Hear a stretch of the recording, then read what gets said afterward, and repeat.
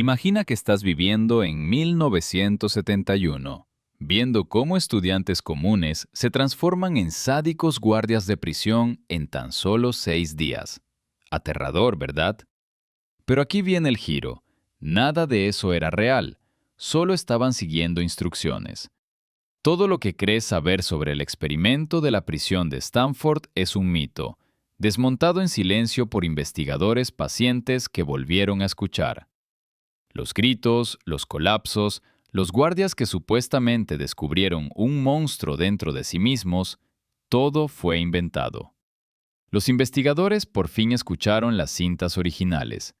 Lo que revelan no es en absoluto un descenso hacia la maldad, es una actuación dirigida, ensayada y cuidadosamente editada que engañó a la psicología durante medio siglo.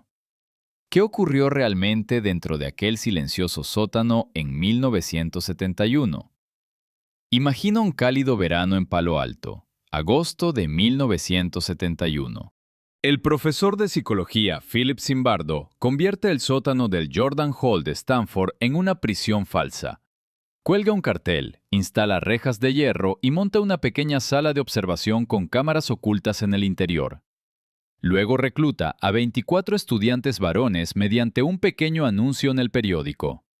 La mitad se convierten en guardias, la otra mitad en prisioneros.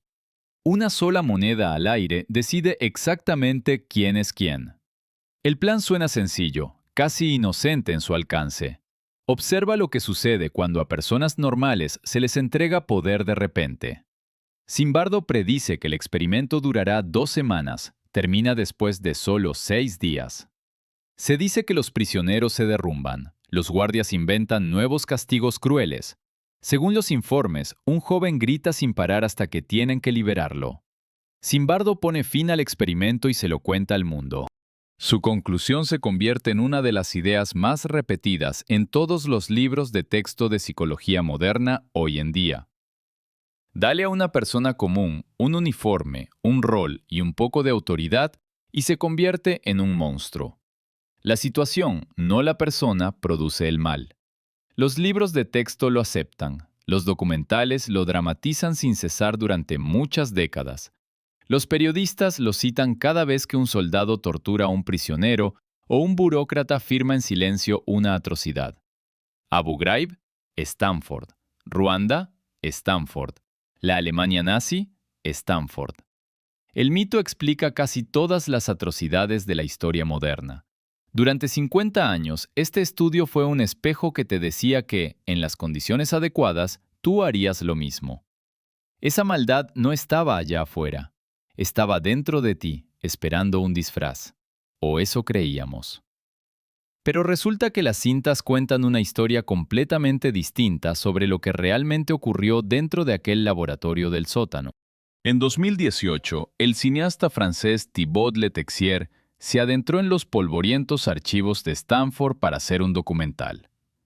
Pero mientras escuchaba las grabaciones originales, algo se sentía profundamente perturbador. Los guardias no habían inventado la crueldad, les habían dado instrucciones al respecto. En una de las grabaciones se escucha al alcaide, el estudiante de posgrado David Jaffe, dando indicaciones a los guardias. Antes incluso de que comience el experimento, Jaffe les dice que los prisioneros deben sentirse impotentes. Les dice que sean duros. Da ideas específicas para humillar a los reclusos. Cuando un guardia se resiste, diciendo que no quiere crueldad, Jaffe lo presiona. Le recuerda que el experimento depende de su dureza. Le dice que los investigadores necesitan exactamente este comportamiento. Esto no es una observación neutral. Esto es dirección. Es un set de rodaje, no un laboratorio de psicología. Una distinción crucial. Durante décadas, Zimbardo le dijo al público que los guardias tenían libertad para interpretar sus papeles como quisieran. Las grabaciones demostraron lo contrario. A los guardias les dieron un guión, un tono, un ambiente. La crueldad que todos recuerdan como espontánea, en realidad fue solicitada. Solicitado, ensayado y recompensado. Y esa era solo la primera mentira escondida dentro del polvoriento archivo de Stanford. Piensen en Dave Eshelman. Fue el guardia más infame, apodado John Wayne por los prisioneros debido a su sadismo despreocupado. Durante décadas fue la prueba definitiva de la teoría de Zimbardo, un estudiante universitario común convertido en un tirano. Pero el propio Eschleman más tarde admitió la verdad.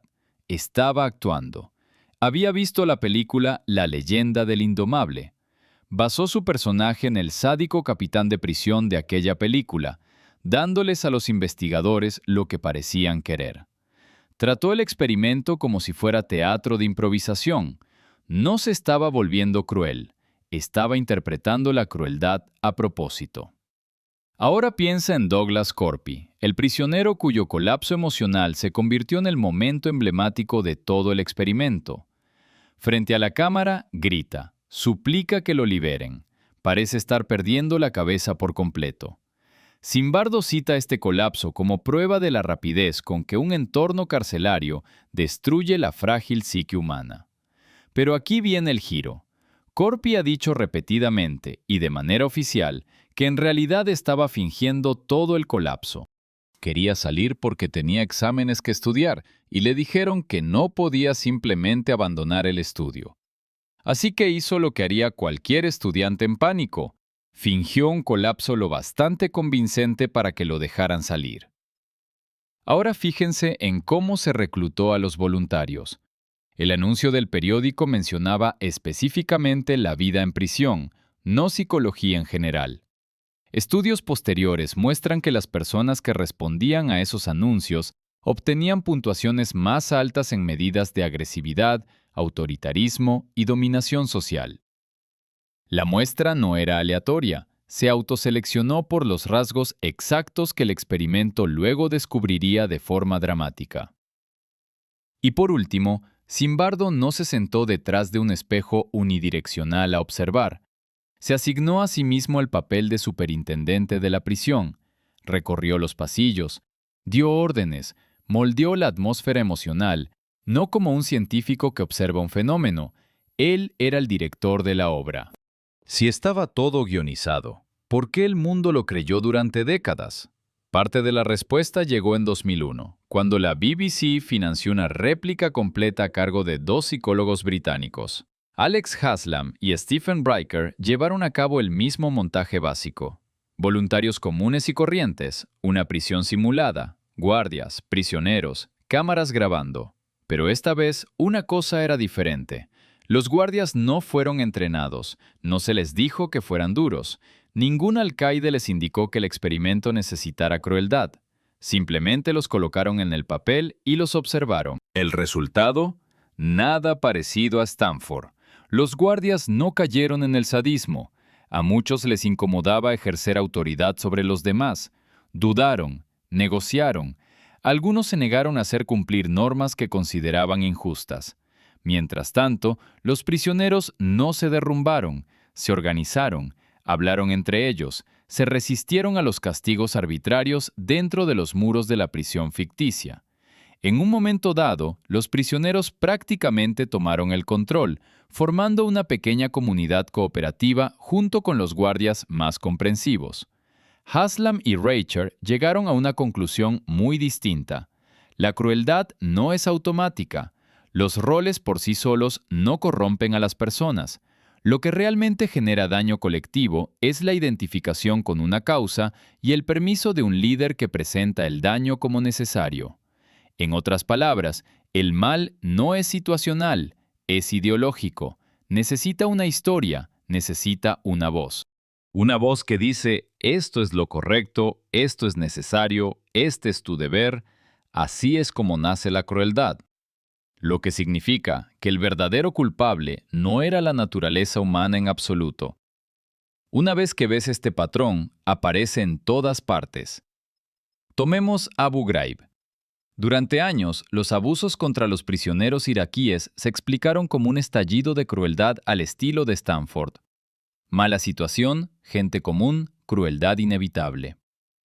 Pero las investigaciones posteriores revelaron algo completamente distinto bajo la historia superficial. Había una cadena de mando. Había técnicas de interrogatorio alentadas desde arriba por altos mandos militares. Había líderes que presentaban la deshumanización como un deber patriótico. A los soldados que se resistían se les presionaba. A los soldados que obedecían se les elogiaba. No fue el uniforme lo que provocó la tortura. Fueron las instrucciones ocultas dentro del propio uniforme.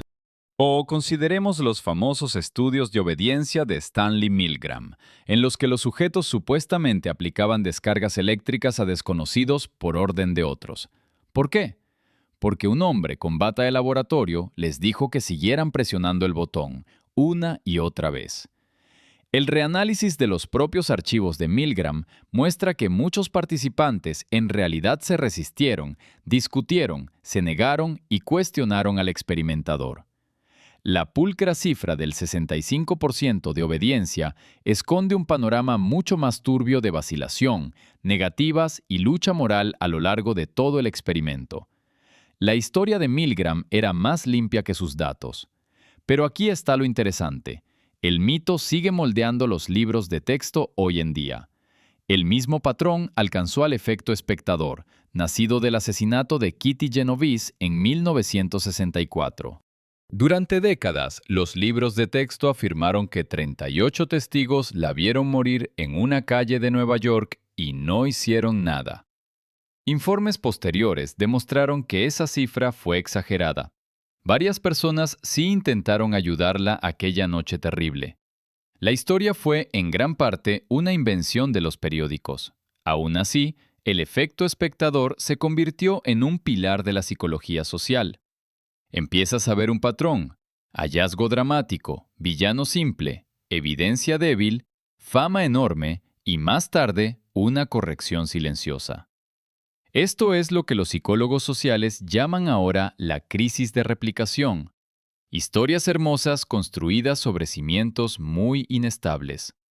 Los famosos estudios sobre el priming, las posturas de poder, la fuerza de voluntad y la crueldad situacional no lograron sostenerse al repetirse con el rigor moderno. Entonces, ¿cómo logró un estudio defectuoso hecho en un sótano engañar a toda una ciencia? La respuesta no es la ciencia, es la narrativa. Zimbardo era un comunicador brillante.